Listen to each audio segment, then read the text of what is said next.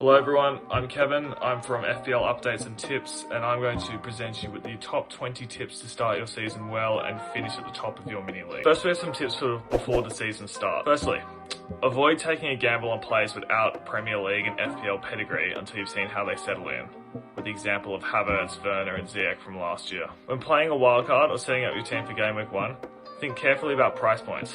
Go for one of the most expensive players from each position, defense, midfield and attack, so that you can easily move on to other players without having to bank transfers / take hits. Don't go all out on the best possible starting 11 at the expense of having a really weak bench. Remember what happened last season with all of a sudden COVID news and the match proponent. Only pick players that are 99% of the time getting 80 plus minutes. And avoid teams completely where rotation is crazy and limit yourself to one player from a team that does tend to rotate quite a bit. Try to include a maximum number of set piece takers in your team, as they can score from a penalty or assist from a corner in their worst days.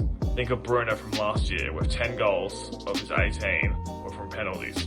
We'll provide you with a full list of set piece takers in our next predicted lineups video. Strongly consider 2 goalkeepers from the same team. Don't spend more than 5.5 million at a max on a main goalkeeper. Pre-season form. Don't get fooled by teams or players' pre-season form. Teams tend to play weaker sides and try tactics and gain some confidence before the new season starts. Example, last season Liverpool striker Brewster was their best player during the friendly matches, but during the season he failed to score a single goal in his move to Sheffield. Consider the likelihood of Euro Championship players who reach semis and finals being rested on their club return. Always look out for out-of-position assets.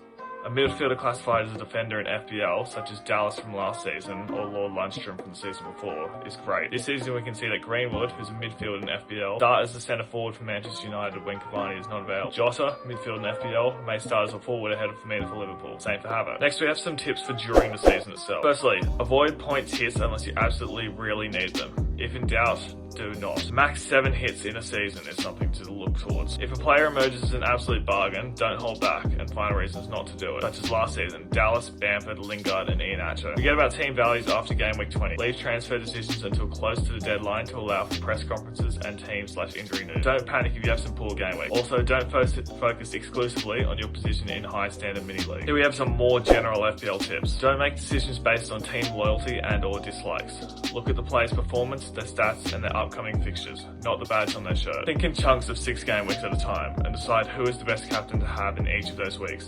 Plan transfers and team structure accordingly. Be open-minded to the validity of other people's opinions, even if they challenge your own. Watch as many games as you can. Trust your eyes and use the stats objectively. For example, not only the goals and assist stats are important, you could also look for shots on target, big chances and XG. A player can have a bad game week, but still get big chances and try to shoot on target, so you would keep him. A player could look totally lost and his people are not creating chances for him, so you would sell him. Next we have tips for captain considerations. Firstly, captaining your premium assets based on both form and fixture is the way to go. Punting on lower owned and cheaper players might pay off in a single game week, but very rarely over the course of the season. If you've genuinely got a 50-50 choice between 2 premium assets, always captain a player with guaranteed game time and better fixture. Never put your captain and vice-captain armbands on players from the same team.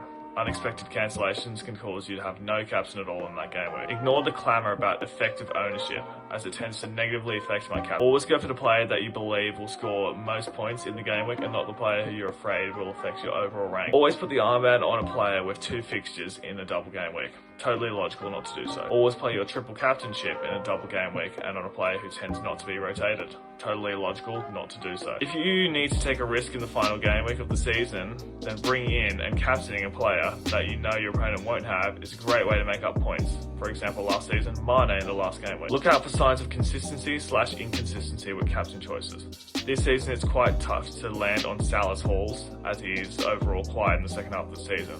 Kane and Bruno are much more reliable and consistent returners. Take the time to analyse your performance this season to help with next season's choice. If you're genuinely split 50-50 between captaining a midfielder or attacker, go for the midfielder due to the extra points that they can pick up for a clean sheet and because they have extra points for goal. Never captain a player unless you are 99% sure they'll start. Think about their upcoming fixtures and consider whether they are likely to be rested and or have their minutes managed. Think about a player's bonus point history. Certain players are bonus point magnets, such as Bruno, whereas other players seem to rarely attract bonus points. Salah tends not to. Given that those bonus points are doubled when you captain that player, it's worth thinking about. Remember that Kane and Bruno were great captains in 2020 and 21. Ahead of every game week, FPL managers face 2 dilemmas, the captain pick and the bench players. My tip for you is to always start the midfield / striker over the defender, as they have higher ceiling. When it comes to deciding which defenders to start, try to follow the clean sheet odds sheet that we post ahead of every game week. Final tip, take some days away from FPL to keep yourself fresh and motivated with it. Set calendar reminders for your deadline.